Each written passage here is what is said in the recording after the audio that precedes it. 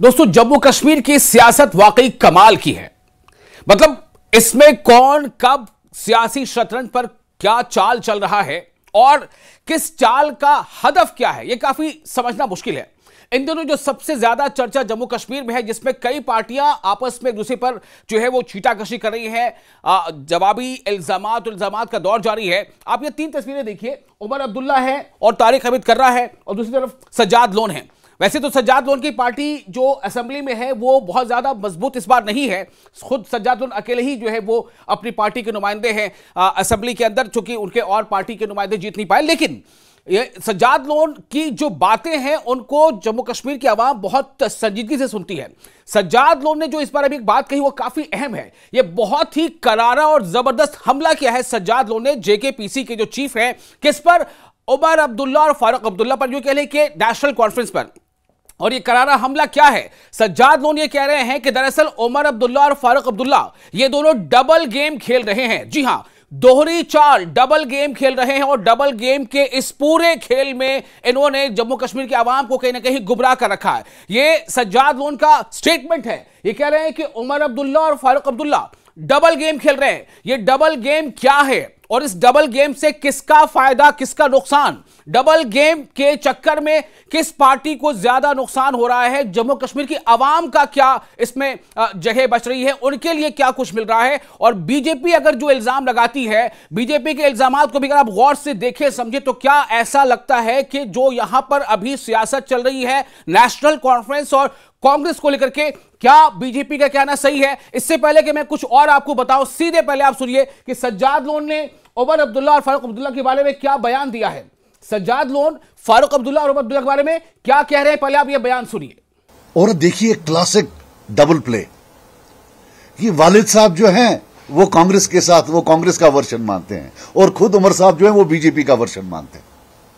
Just look at it. There is a limit to double play in the year 2025 when you are covered by cameras.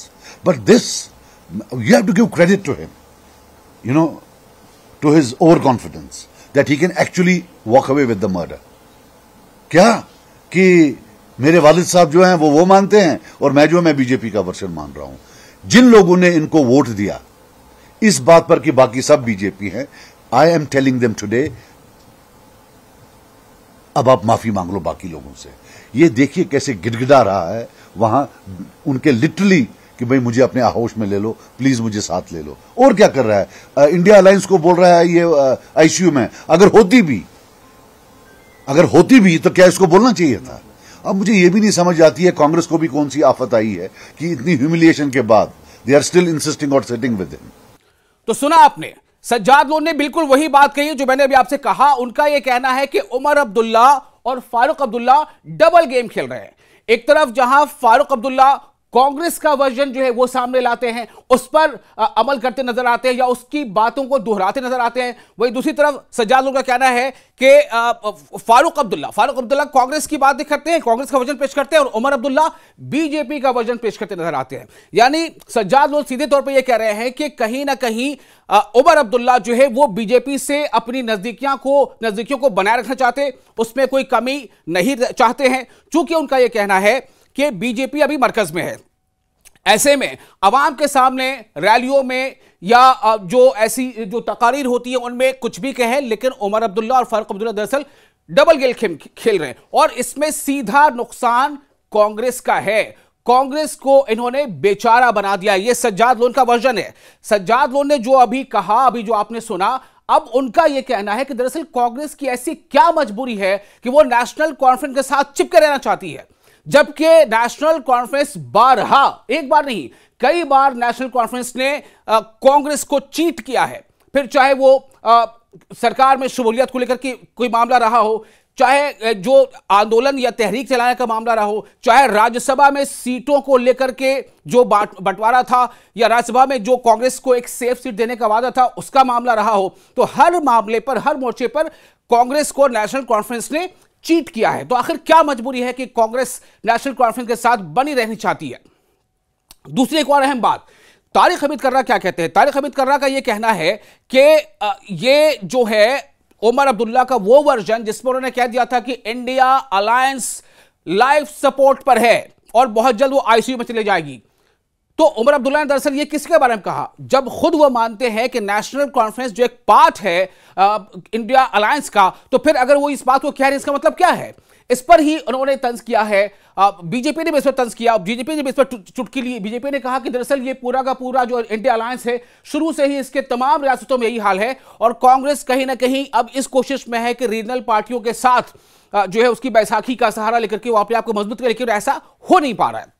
तो तारिक हमीद कर्रा ने उमर अब्दुल्ला के उस बयान पर जिसमें उमर अब्दुल्ला ने कहा था कि इंडिया अलायंस जो है वो आईसीयू पर है, यानी कि लाइफ सपोर्ट पर है, वो बहुत जल्द आईसीयू में चली जाएगी, तो उस पर तारिक हमीद कर्रा ने काफी हम कह सकते हैं कि बातें तो सख्त हैं लेकिन बड़ा मोतदिल अंदाज में कही है, बड़ी संजीदगी से उन्होंने बात कही है। उन्होंने कहा है कि अगर सिर्फ आलोचना या तनकीद करने से ही राज्य का दर्जा मिल सकता है वापस तो ठीक है, और नहीं तो फिर कांग्रेस के पास भी बहुत सारे रास्ते खुले हैं। आप सुनिए तारिक हमीद कर्रा क्या कह रहे हैं उमर अब्दुल्ला के उस बयान पर।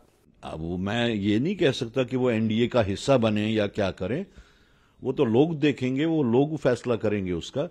मैं ये कहता हूं कि ऐसी बातें करने से अगर स्टेटहुड हासिल होता है, आप इंडिया ब्लॉक को क्रिटिसाइज करके इंश्योर करते हैं कि जम्मू कश्मीर में आप स्टेटहुड ला सकते हैं, या आपको इसकी गारंटी है या आपको इसका प्रॉमिस है कहीं पे, तो you are welcome to criticise.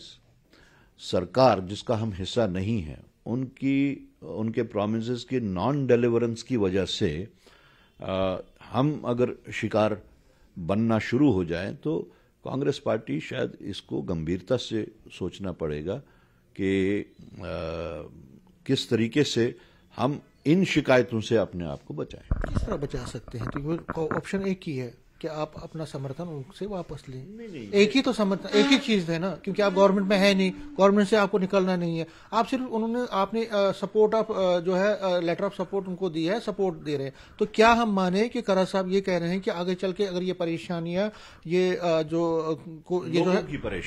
लोगों की परेशानी अगर ऐसे ही रही तो आप विड्रॉ कर सकते हैं अपना? नहीं, मुझे लगता है समीर साहब आप प्री जज कर रहे हैं। There are other ways also, like first सबसे पहले तो ये तारिक हमीद कर्रा का इंडिविजुअल फैसला तो हो नहीं सकता, उसके वास्ते हमें एक कंसल्टेटिव प्रोसेस से निकलना होगा, हमें अपने साथियों से पूछना होगा, उनकी राय तलब करने के बाद में जो कंसेंसस बनेगा वो हमने this is one of the options कि आप विड्रॉ कर सकते हैं।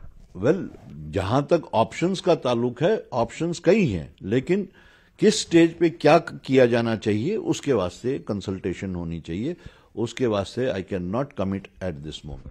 तो सुना आपने तारिक हमीद कर्रा का यह कहना है। अब इससे आप अंदाजा लगाएं कि सज्जाद लोन जो सवाल उठा रहे, बार बार सज्जाद लोन ये कहते रहे हैं कि दरअसल नेशनल कॉन्फ्रेंस जम्मू कश्मीर की आवाम को गुमराह कर रही है। आपको याद होगा सज्जाद लोन ने जब राज्यसभा को लेकर के चुनाव हुए थे तो सज्जाद लोन की पार्टी का जो वोट था, यानी कि बहसते रुकन असेंबली, सज्जाद लोन ने उस चुनाव से खुद को अलग रखा था, उन्होंने एब्सेंट किया था, उन्होंने वोटिंग ही नहीं की थी। उस पर भी उमर अब्दुल्ला ने सवाल उठाए थे। लेकिन अब सज्जाद लोन ने जो कहा है यह वाकई एक बहुत बड़ी बात कह दी है कि फारूक अब्दुल्ला एक दूसरे समत में चलते नजर आते हैं, उमर अब्दुल्ला दूसरी समत चलते नजर आते हैं। उमर अब्दुल्ला बीजेपी से दूरी बनाना नहीं चाहते और फारूक अब्दुल्ला जो है वो हमेशा कांग्रेस का वर्जन पेश करते रहते हैं। फिलहाल ये तस्वीर है जम्मू कश्मीर की सियासत की। देखते हैं आगे सियासत में और क्या क्या खेल होते हैं।